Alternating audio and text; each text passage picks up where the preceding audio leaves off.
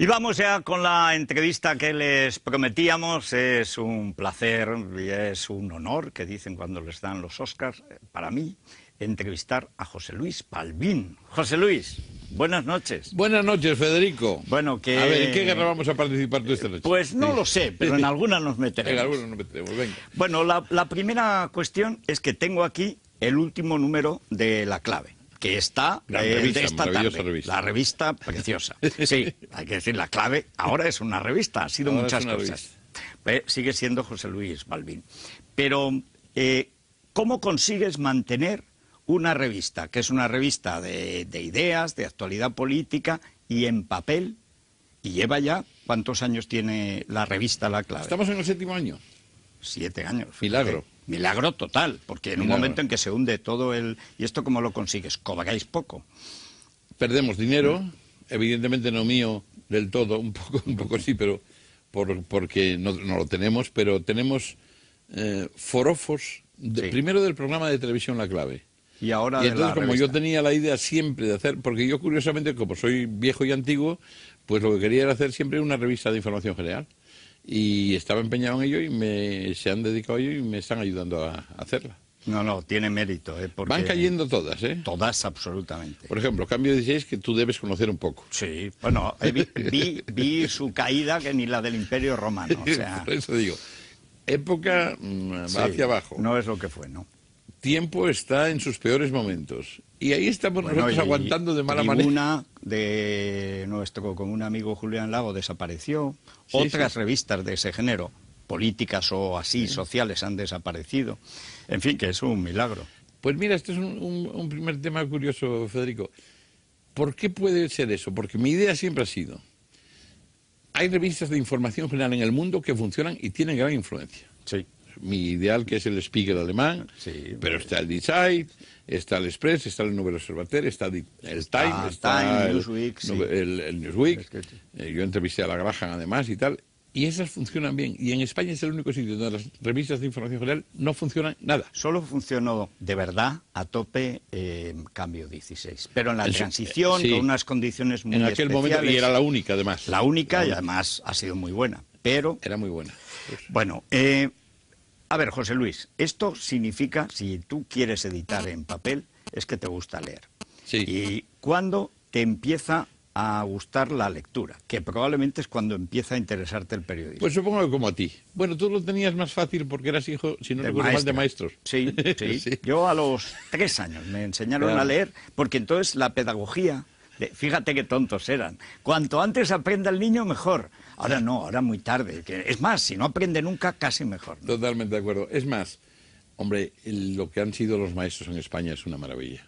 Yo lo digo, y no soy hijo de maestro ni pariente de maestro. Pero la verdad es que la cantidad de gente en España, de nombres hoy públicos importantes, que son hijos de maestros... Veis que además de los maestros, como era una vida dura, aparte de que te instruían... Muy dura. Te instruían también, te instruían en que había que competir en la vida, había que trabajar y había que salir adelante. Eran los más duros con sus hijos. Claro. Lo contrario que ahora. Exactamente. Es el tema de la portada, por cierto. Claro, es que estaba viendo chicos semana. malos y desentendidos. No podíamos ser muy malos, porque nos daban una castaña, ¿qué tal? Ahora te mandan a la cárcel y estábamos atendidos, ¿eh? Sí. Y además el maestro estaba encima. Y luego los padres. Lo peor que te podía pasar en la escuela es que te mandaran a casa, porque es que tu padre te mataba, o sea, tenías que portar bien. Ahora, justo al revés. Procediendo de sitios diferentes, curioso, porque había ocurrido lo mismo. Si me castigaban en el colegio, procuraba que no se enteraran en casa, porque naturalmente el culpable eras tú. Pero sin ninguna duda, además es que no se dudaba. Bueno, ¿cómo eran tus padres? ¿Cómo es tu casa? ¿Cómo era el entorno, tu entorno familiar? Bueno, mi entorno, y por eso efectivamente yo aprendí a leer y la afición a la lectura, evidentemente de muy niño también, porque, hombre, para empezar por una cosa muy sencilla, que también deberían practicar y entonces se practicaba, que es que un castigo que había en mi casa era no leer en el mes más que libros de estudio. Nada más. Caramba. O sea, el que dice, este mes no lees novelas, o este mes no lees TVOs, y claro, entonces era un premio leer, ¿no? Y entonces, efectivamente, yo recuerdo siendo un niño, somos un montón de hermanos, somos 7, los 3 mayores, que había una diferencia con el resto de edad, los tres mayores, los dineritos que nos daban al mes los reuníamos entre los tres para comprar entre los tres la mayor cantidad de cuentos posibles. O sea que... Bueno, bien. O sea que ya entonces tenías buena mano para llevarte con la gente. Pues siempre me han mirado la sociabilidad. No, yo era el malo. Ah, sí. De los tres mayores, los otros dos eran ejemplares y yo era un poco la oveja negra. O sea que tú los llevabas... Pero para llevarnos bien, sí. Sí, para llevarnos bien, sí. Siempre hemos sido una familia muy, muy tribal. Tú eres muy asturiano. Sí. Y pues además... ¿Y ejerces? Sí. Sí. Además, un momento, ¿y tú lo eres? Bueno, es que además en Teruel somos tan pocos que tenemos que multiplicarnos. Los asturianos tampoco somos muchos. Pero, bueno. Yo te he visto en Asturias y se te ve respirar. O sea, hay una cosa que, en fin, que estás en tu tierra, estás a gusto. A ti también. Sí. He traído unas fotos que no sé si aparecerán en pantalla. Sí, irán apareciendo ahora. Donde estás tú con nosotros allí en Asturias cuando fuiste a comer, que te sentó mal, por cierto. Porque, claro, bueno, se mareó todo el mundo, nos llevaste al sitio más extraño de la historia. Se comía maravillosamente, pero volver a la civilización era complicado. A la zona salvaje. Bueno, vamos a repasar dónde estudias. ¿Vas a la escuela en el pueblo? ¿Estudias luego el bachillerato? ¿Cómo es? Yo estudio las primeras letras y el elemental con unos maestros, primero una maestra, luego otras maestras, que ya nos daban con la regla también cuando no sabíamos decir lo de los 11 trillones, 727.000, esas cosas. Había que sabérselo todo, había que saberse el catecismo del Padre Astete. Vosotros debíais tener el Ripalda, me parece, ¿no? No, yo no recuerdo. ¿De catecismo, no? No recuerdo de... No, catecismo me lo sabía de memoria, pero yo creo que ya no había un autor, así como Astete y Ripalda. Eran las dos grandes figuras. Claro. Yo creo que el nuestro era un desconocido, sería un tecnócrata. Pues sabíamos eso y lo que ocurre es que tuve esos maestros y luego tuve la suerte de examinarme porque éramos de familia ilustrada. Pero pobre tampoco, no miserable, pobre, modesta. Y lo que ocurre es que era de orígenes, sí, de unos padres muy, muy, muy lectores. Y yo tengo siempre un recuerdo de mi madre, que era una señora maravillosa y culta, que la echaron del colegio a su vez, porque era de la generación que todavía las mujeres, porque ya sabía demasiado y las monjas decían que no podían enseñarle más, pero que después de eso se pasó toda su vida leyendo Le Monde, por ejemplo. Mira. Y llegó a los 80 y tantos años y leía Le Monde todos los días. Y yo, ¿pero tú qué haces leyendo Le Monde si no te interesa? Esto es muy interesante. Es que si no desayuno. Como dicen algunos del ABC. Dice, yo no leo el ABC, pero si no lo tengo al lado del café con leche no desayuno. Y luego ya al bachiller, pues hombre, creo que los chicos, sobre todo los mayores, sacamos eso que se llama entonces buenas notas, pero era porque teníamos la obsesión en casa de que había que hacerlo. O sea, es que era lo obligatorio y lo divertido.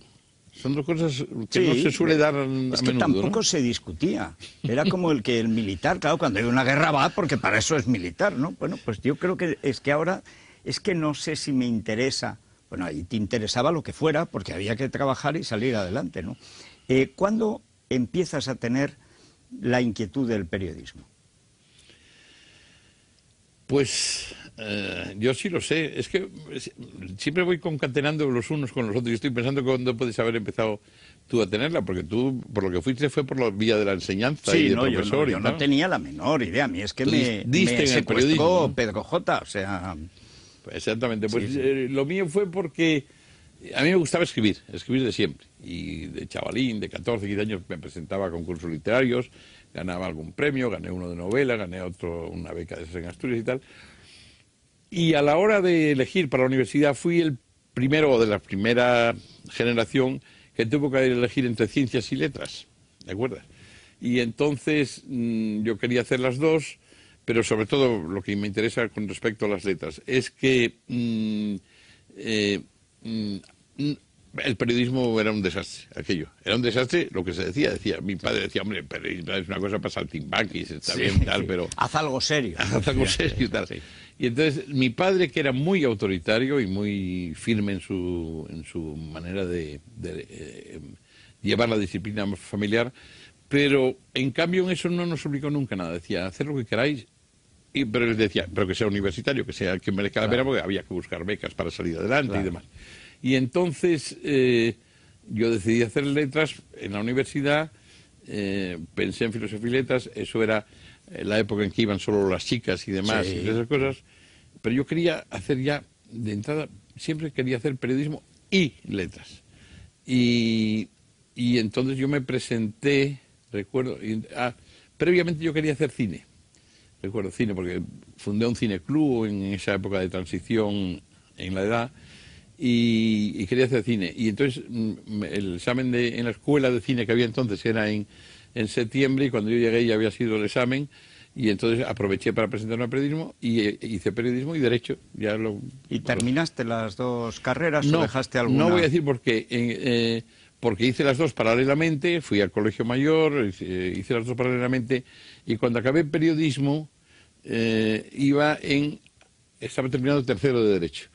Entonces, casi inmediatamente tuve la suerte, yo en la profesión tengo que decir que he tenido muy buena suerte, aparte de lo que uno haya hecho por hacer o no hacer, pero muy buena suerte en periodismo, casi nada más acabar.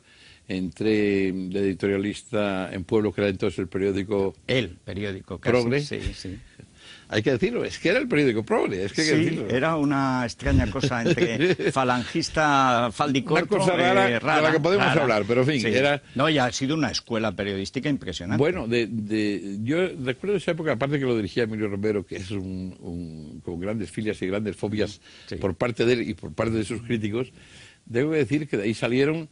Yo no sé la cantidad de gente que puedo decir en este momento. Felipe Mellizo, Jesús Hermida, Hombre, aquí hemos Manolo tenido Martín a Ferrán, Raúl del Pozo, a Carmen Rigal. Raúl del Pozo, claro, Carmen Rigal, sí, toda esta sí, gente han salido de pueblo. O sea, Sí. realmente fue una escuela de periodismo fantástica, aunque solo sea por los resultados. Sí. Juan Luis Cebrián, Sí. Juan Luis Cebrián también, ¿por qué no? Es decir, todos. Y la verdad es que era una escuela fantástica. Entonces, tuve esa suerte, me tuvieron como un año haciendo...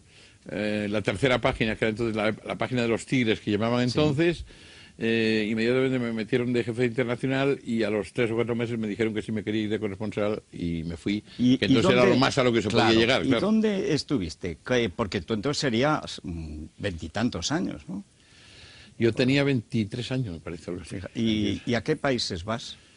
Pues a mí me ofrecieron irme sobre eso tengo una anécdota también graciosa.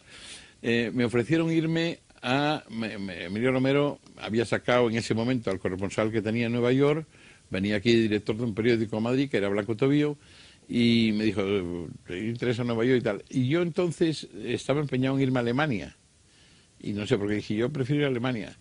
Y dice, pero tú hablas Adenauer, y yo digo, hablas alemán, y yo como Adenauer. Yo ya sabía que Emilio Romero no tenía ni idea ni de alemán, ni de francés, ni de inglés, ni de nada. Entonces yo como Adenauer, dice, bueno, pues sí, bueno, pues mira, te va a venir bien a ti y vas a darle suerte a otro. Y es que entonces estaba uno que era lector de español en Berlín, casado con una alemana de Lufthansa, Ya sé cuál. que era José María Carrascal. Claro. Y José María Carrascal, que estaba allí eventualmente porque había desaparecido el corresponsal en Alemania, lo hizo periodista, corresponsal, lo mandó a Nueva York. Y ahí está. Y yo fui a sustituirle a Alemania. O sea que teóricamente yo tenía que haber elegido Nueva York.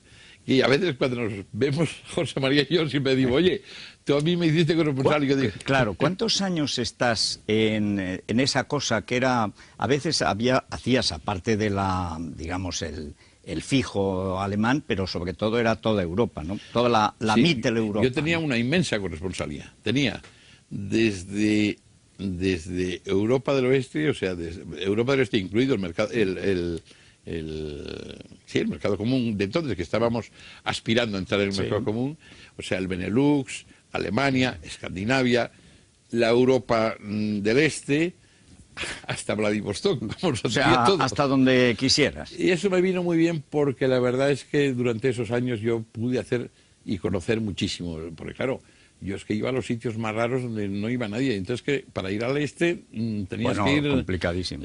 Muy complicado. Para empezar no tenía, ni te dejaban entrar ellos, ni te dejaban salir de aquí hacia el este. Sobre todo en Alemania. A ningún sitio. No, Alemania era un sitio muy duro. Alemania del Este sobre todo de los más duros. ¿Y en qué momento vuelves? Vuelvo en el año... No. Me echaron. A mí me han echado muchos sitios, sí, Federico. Y te echaron de pueblo. Me dijeron que me incorporase inmediatamente a Madrid. Y entonces dijiste, pues no me da la gana. Y entonces no me incorporé. Bien. Y ya nunca más. O sea que... Y entonces, tiempo después, quienes me habían seguido por la prensa me dijeron, ¿todavía no te interesaría hacer televisión? La verdad es que a mí me habían ofrecido, antes de irme a Alemania, el mismo día en que yo me iba a Alemania, el mismo día no, la semana anterior, me habían ofrecido irme con los primeros corresponsales que abrió televisión en el mundo. Que fueron, también me acuerdo, entre otros fue Hermida, Nueva York, precisamente. Sí. Entonces, y Que como dice el otro día uno, Hermida, el primer hombre que pisó la luna. más o menos, sí, más o menos. Y entonces me ofrecieron eso, pero estaba mal visto eso de trabajar para televisión. El mundo intelectual, si podemos poner entre comillas lo de intelectual, el mundo intelectual, eso de la televisión, no estaba bien visto. Ahora yo creo que vuelve a estar mal visto, pero sí, hombre, se paga pero mucho menuda mejor. diferencia. Les pagan mejor y hacen cosas mucho más... Mucho peores, mucho peores. Horrorosas. Y entonces yo dije que no, que eso de la televisión no. Pero cuando volví, como insisto, cuando por fin volví de Alemania, entonces me dijeron, ¿no me interesa entrar en televisión? Bueno, me ofrecieron eso. Me ofrecieron volver a Alemania. Yo llevaba ya varios años en Alemania y sobre todo en el mundo del este. Y dije, hombre, ya volver a Alemania. Y yo siempre había tenido la querencia, que probablemente tuvimos todos en esa época, de París. Claro, claro. El intelectual París, el París de los 20, de los 30. Y ya había sido además lo de la revolución del 68 y tal. O sea, que era el de Masperó. Todo claro, eso. Todo, bueno, y tan Masperó, Pero, bueno, sí. eso tengo yo anécdotas con Masperó increíbles. El caso es que ahí dije yo, hombre, yo si me mandáis a París, y me mandaron a París, los de televisión. Y ahí entré. También me echaron. ¿Y ahora por qué? Esta vez me echaron pues porque llegaban las elecciones en las que al final salió Mitterrand. Y entonces el director general de entonces, que si quieres no lo digo, yo prefiero no decirlo, pero Pues vamos, no lo digas. Si no y es que es muy conocido. Y entonces me dijo, hombre, es que esto va a ser las elecciones, ya sabes que aquí repercute mucho en España lo que pase siempre en Francia, y no nos fiamos de lo que tú digas de las elecciones, elige otro sitio cualquiera. Y me mandaron a abrir una corresponsalía que entonces no había en Viena. Y fui a Viena, pero vi otra vez que era lo mismo que yo había vivido tanto Igual. tiempo. Y entonces dije yo, pues no. Y me devolvieron a España y ya hice... Recuerdo que me mandaban a conferencias internacionales, O sea, que no de sabían relleno, qué me mandaban de hacer relleno. contigo. Me mandaban de Bueno, ¿en relleno. qué momento ves la clave, tienes la idea del programa y cómo te lo aceptan? Bueno, pues en esa época que yo había vuelto, estamos hablando ya del año 71, 72, hacía esas conferencias y comentarios internacionales en televisión, y entonces me están mandando esas cosas, y en un momento me dice, bueno, pero tú no quieres hacer otra cosa. Yo tengo una cierta fama de vago, Injustificada. justificadísima, sobre todo porque yo la he fomentado todo lo que podía. Sí. A veces me ha salido mal, porque yo eso lo digo muy en plan irónico, sarcástico. Sí, la gente se lo toma en serio. Y la gente lo toma en serio. Y ya sabes que en este tipo de medios no se puede hablar con ironía. No, porque enseguida la no gente... funciona. Entonces, yo a veces digo que soy vago, lo que lo soy, pero no para lo que me gusta. Para lo que me gusta no soy nada vago, todo lo contrario. Y me Mira, lanzo a tienes batallas ahí como esta. una de las primeras Esa es una de imágenes las claves, de sí, la pero- clave, sí. Bueno, Qué jóvenes éramos. hay una cosa... Iba a decir por qué sale la clave. ¿Tú quieres que sigamos con eso o Sí, cambiamos? sí, no, es que hay dos cosas de A ver, la clave venga. que sobre todo para la gente muy joven, que sigue Libertad Digital Televisión, Sí. es interesante ver. Ahora la gente se mata por audiencias de 2,5 millones, 3 millones, 4. La clave era una época con una cadena y media, como se decía. Bueno, ¿qué podía tener? ¿Cuántos millones lleva a tener de audiencia la clave? Pues la clave 15, 20. en sus momentos álgidos, que fueron, tampoco son todos, hay que decir 4 o 5. Digo los álgidos, por ejemplo, te voy a decir, vísperas de las elecciones donde ganó el PSOE. Primer gobierno del PSOE. La pena de muerte, la desaparición de la pena de muerte. En 4 o 5 momentos la clave llegó a tener 15, 16 millones de espectadores. De entonces. Eso es una cosa que nadie se cree. Sí. Bien, es verdad que hay que decir también que no había más televisión que la española. Por Sí, lo tanto, no pero había... bueno, es que era otro modelo, claro. También tengo que añadir que yo nunca quise entrar en primera cadena. Ni en hora eso que se llama en el prime time y tal, porque tan es así que cuando tiempo después yo fui director de informativos o director adjunto de televisión o demás, yo pude hacer lo que quisiera en ese sentido, jamás entré en primera cadena. Porque yo ¿Y eso prefería, por qué es? pues por una razón, y que sigo manteniendo, como hago la revista, yo quiero hacer lo que a mí me gusta. procuro que lo que a mí me gusta también interese a los demás, porque tampoco claro. tiene que ser caprichoso. Pero pienso que prefiero que si ahora nos están viendo aquí unos cuantos, los Bastante, que nos vean, sí. que sean los que ellos quieren vernos. Sí, no metérselo Y luego en la sopa. buscar, a mí me parece, no ya de risa, sino me parece de tristeza, ver ahora que todo el tiempo estamos oyendo el share, la audiencia, medio punto arriba, medio punto abajo, no me interesa nada. Reconozco también que a la empresa sí le puede interesar, Evidente, eso es otra cuestión. evidente. Pero si yo puedo vivir sin ello, yo prefiero hacer lo otro, porque lo que quiero es que, eso sí, los que nos sigan aquí ahora, o los que siguen cuando seguían la clave, que era porque querían y porque estaban encantados. Si encima, como fue así, fue durante muchos años el programa, sin lugar a dudas, de referencia de Televisión Española, pues tanto mejor para mí. Pero no era lo principal que yo perdía. A mitad de los 80, creo que es el 85, cuando ya en la clave había habido muchas tiranteces, etcétera, tú habías La llegado... clave desapareció 4 veces de antena. Bueno, es que es tremendo. Y yo te conocí haciendo radio, que creo que no habías hecho mucha radio hasta entonces. Sí, es que Algo. tú y yo nos conocimos tarde. Ah, bueno. No, te digo por qué. Porque cuando yo pasé de la prensa escrita, o sea, del Mundo y Alemania, a Radiotelevisión en París, el delegado de Televisión Española era de Radio Televisión y hacía la corresponsalía para las dos cosas. Ajá. O sea, yo durante años Sí, sí hice la o sea, que corresponsalía tenías, de Radio Nacional. sí. Sí, la hice. Yo recuerdo... No era la radio de ahora, ¿eh? No, Hoy eso sois era... unas vedettes los de la radio y entonces, pues no, los de la radio era Es que una segunda entonces, fila. además, la radio tenía otra finalidad y otra cosa, era muy distinta, ¿no? Pero en aquella Antena 3 primera, sí que había una cosa. Primero, lo pasábamos muy bien, que eso Sí. es de agradecer. Segundo, supuesto. nos pagaban Por- bastante mal, cosa que permitía que Godó ganara dinero y Manuel Martín Ferrán, pues Pero también. yo no me quejo tampoco. No, hombre, no, Ni si tú lo tampoco. pasamos, que va, pasamos muy bien. Y luego teníamos allí, Porque pues, teníamos muy buen ambiente, ¿eh? Que eso es buenísimo, muy importante. buenísimo.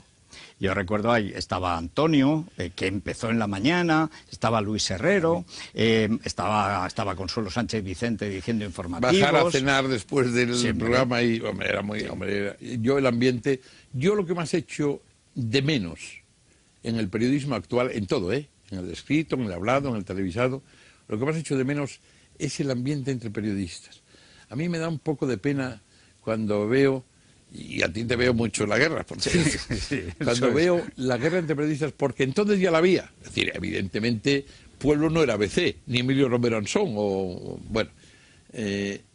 Pero lo que sí había era una rivalidad que por la noche pasaba. De repente nos íbamos todos al Gijón y estábamos allí metiéndonos unos con otros, pero alegremente. Ahora es que parece que todos dependemos de unos empresarios que están en unas guerras en las que además solo les importa ganar dinero. No les Pero, importa por nada, supuesto. nada.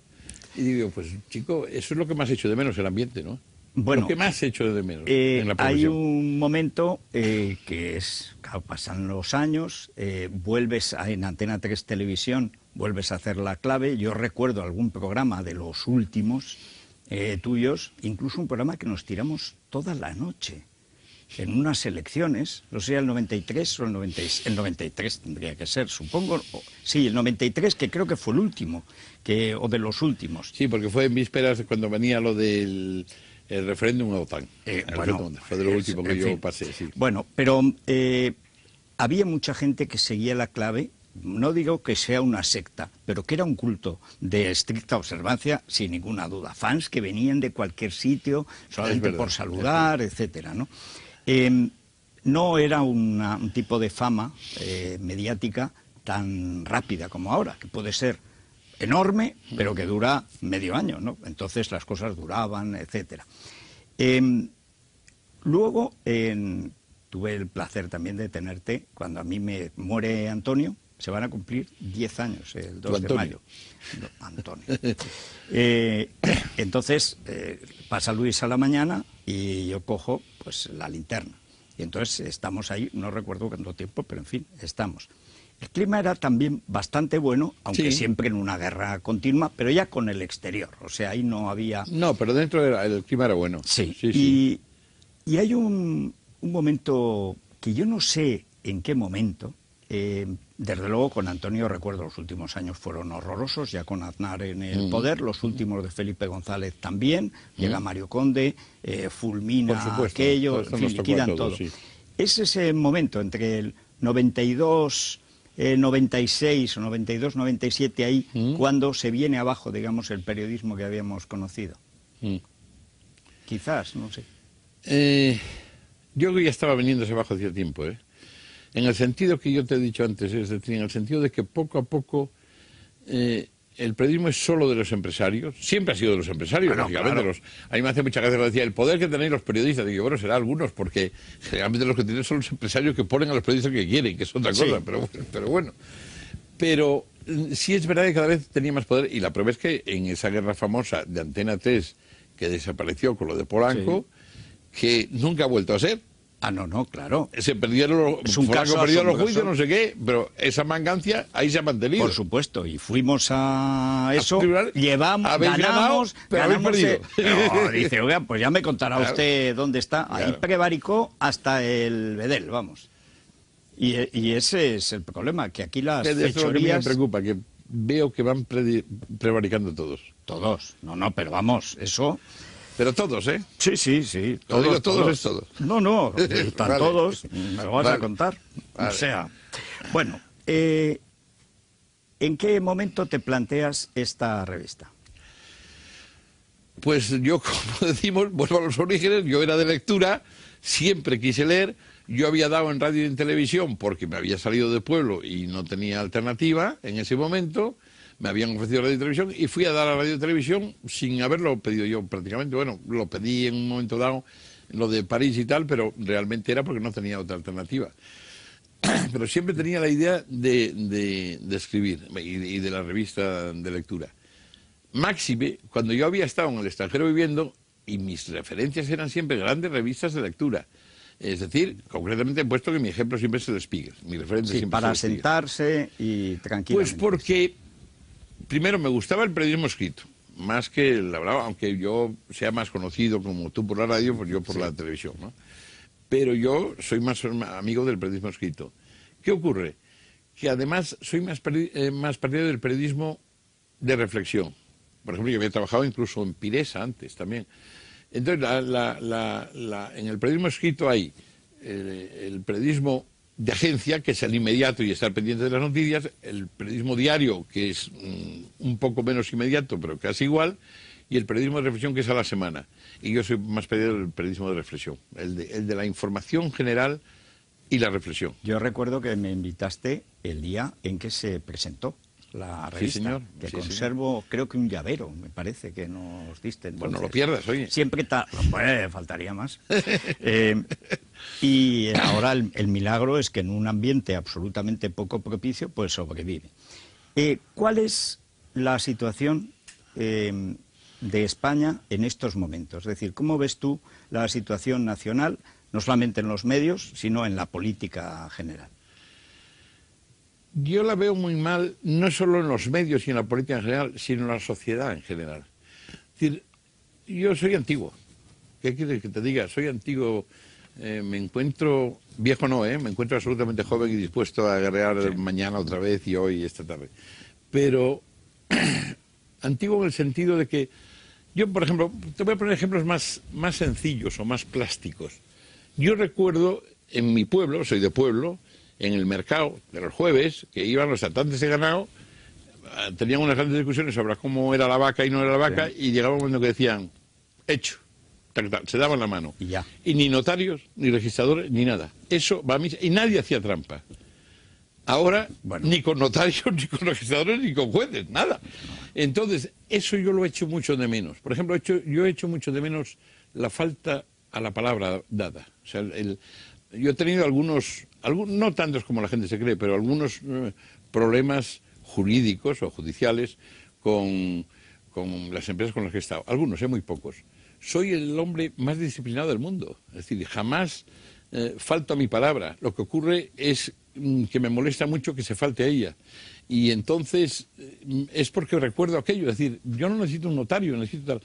Y últimamente, o hace ya bastantes años, me ato mucho los contratos con las empresas que hago. Bueno, tú tenías el mejor abogado de España. Bueno, pero Claro. lo de abogado venía porque No, recuerdo... porque era bueno. Lo digo por ejemplo, porque sí. yo no estoy en televisión, ni he sido jubilado de televisión, no, estoy fuera de televisión, sencillamente, ni he cobrado una indemnización. He cobrado indemnización en un juicio, pero no he tenido jubilación ninguna. Por eso, y creo que tengo algo más, Sí. voy a decir, de mérito en televisión que muchos de los que la dirigen antes y ahora.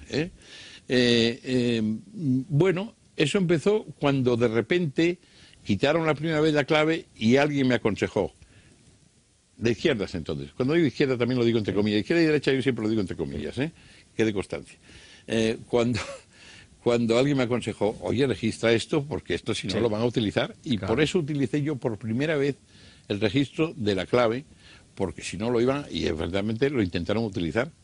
Y de ahí viene ese interés por los contratos, porque digo, "Oye, ya no me puedo fiar de nadie". Entonces, cuando yo voy a un sitio, procuro que quede muy claro eso, porque es que no me fío de nadie. De mí sí que me fío. Yo creo que comparto, bueno, yo tengo una idea de la naturaleza humana bastante pesimista, en fin.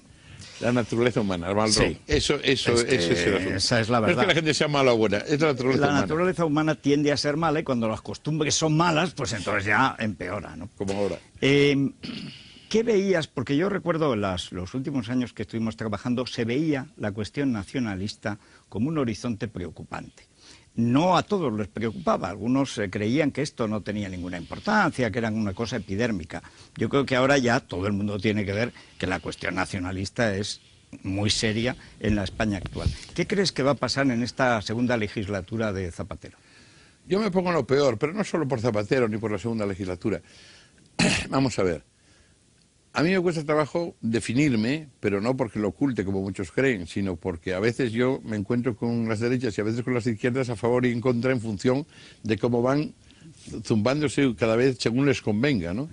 Y porque además ya no sé si las derechas son de derechas o las izquierdas son de izquierdas. O sea, habría que puntualizar cada caso. En cambio, sí, por eso me gusta que me haga esa pregunta, como dicen los políticos, me gusta que me haga esa pregunta, porque yo nunca he sido nacionalista. Yo soy muy nacionalista, más que tú todavía de Teruel, yo soy de Asturias, y soy muy nacionalista asturiano, pero soy nacionalista para lo que hay que serlo, es decir, para la cultura, para el folclore, para la tradición, para las costumbres, me siento absolutamente asturiano como nadie.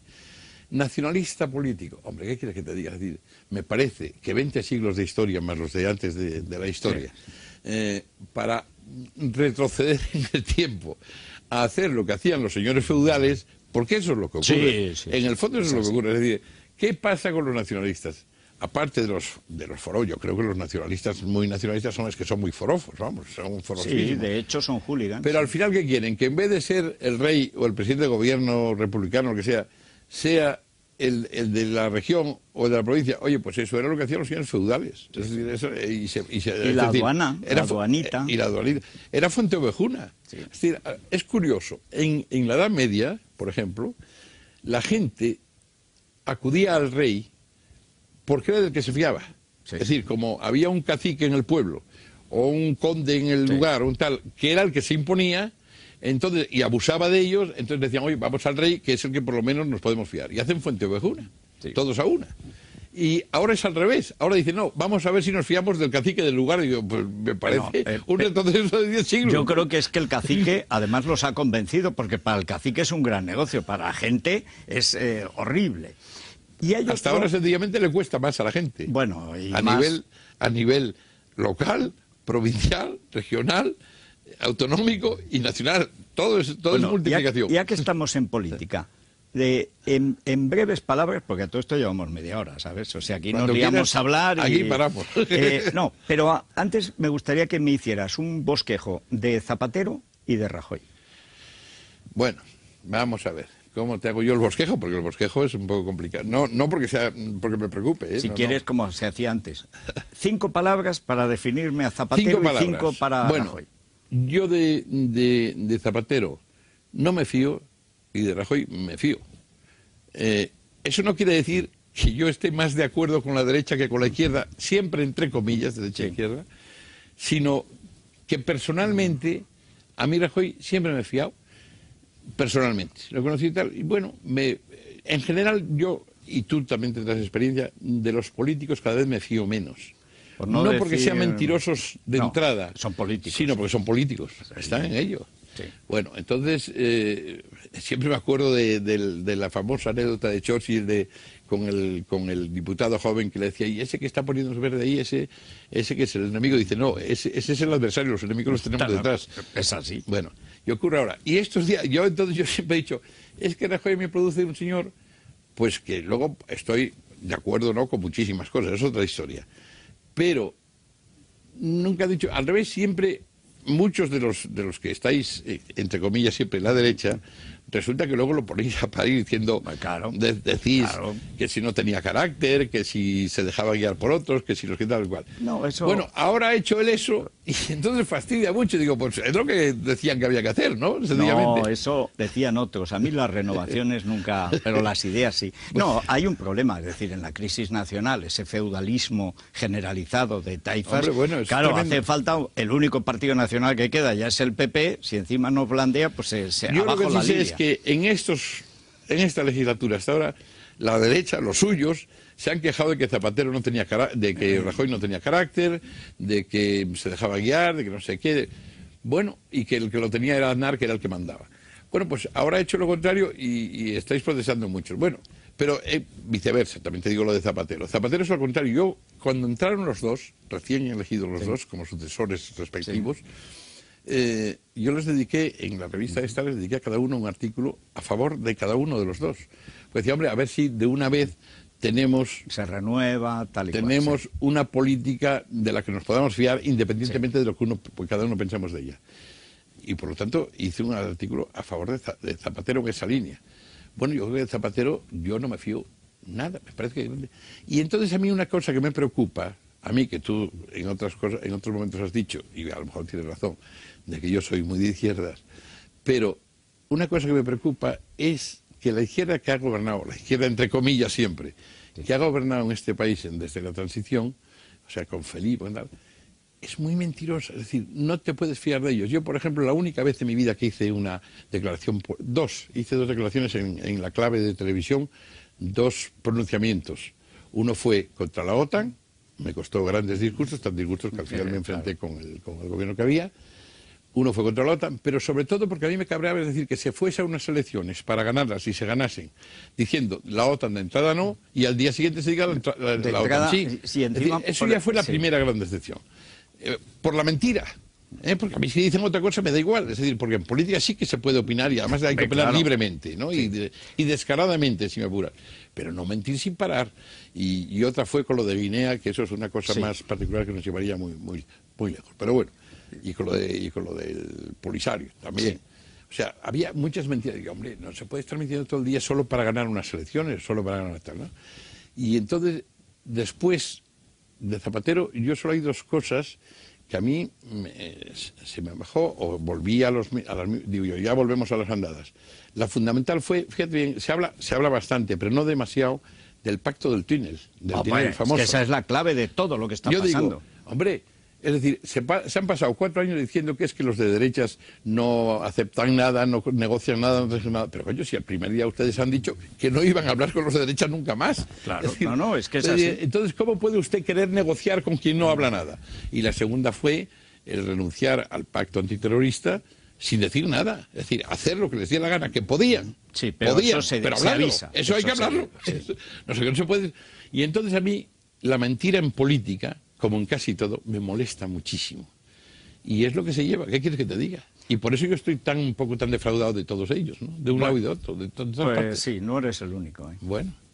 Lo que pasa es que tú eres hombre... Fíjate bien, te voy a decir una cosa curiosa. Yo creo que tú eres hombre de convicciones, y tu trayectoria también. Sí. Y yo soy un hombre de dudas. Ese es un poco el matiz psicológico. Ahora, tú eres de una duda berroqueña y yo de convicciones también que se apagan con cierta facilidad porque, claro, los disgustos que te llevas son morrocotudos. Por supuesto. Bueno, José Luis, muchísimas gracias por estar aquí en esta hora. Es un placer, como siempre, el hablar contigo. Todo el mundo estará sorprendido de que nos llevamos tan bien. Y pero, ¿tú claro, qué? Sí, además ahora que todo el mundo se lleva tan mal. Y me encanta, además, que nos llevemos bien. En esta profesión hace falta recuperar la fuerza de los que la hacemos. Bueno, muchísimas gracias, José Luis. Y, en fin, amigos, nos tenemos que ir. Sí, sí, es que nos tiraríamos aquí como en los tiempos últimos y heroicos de la clave, pues hasta las 4 de la mañana, pero seguramente los técnicos sufrirían mucho, no se puede abusar así de la gente. Bueno, muchísimas gracias por haber estado esta noche con nosotros, buenas noches y buenas noches.